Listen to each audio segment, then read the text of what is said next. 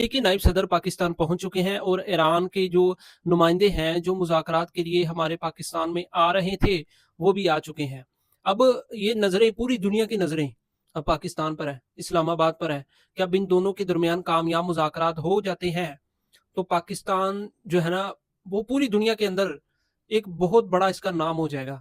लोग बहुत इज़्ज़त से इस मुल्क पाकिस्तान को देखेंगे। अब देखिए कि जंग इनकी हो रही है, लेकिन पाकिस्तान किस तरह से कितना अजीम किरदार अदा कर रहा है कि इन दोनों की सुलह हो जाए, इनके दरमियान मुज़ाकरात हो जाएँ, ताकि दुनिया के अंदर जो इनकी जंग की वजह से नुकसानात होंगे, तबाही बर्बादी होगी, उससे दुनिया को बचाया जा सके। तो हमारी जो हुकूमत है, हमारी जो फ़ौज है, फील्ड मार्शल सैयद आसिम मुनीर, इनकी हिकमत अमली की बदौलत आज ये पाकिस्तान को ये मौका मिल रहा है कि पाकिस्तान दो ममालिक की जंग को रुकवाने में अहम किरदार अदा कर रहा है। तो ये हमारे लिए बाइसे फ़ख्र होना चाहिए कि हमारा मुल्क पाकिस्तान 2 मुल्कों की जंग रुकवाने में अपनी साहसी का किरदार अदा कर रहा है। 2 मुल्कों को आपस में मिला रहा है, 2 मुल्कों को लड़ने से रोक रहा है, 2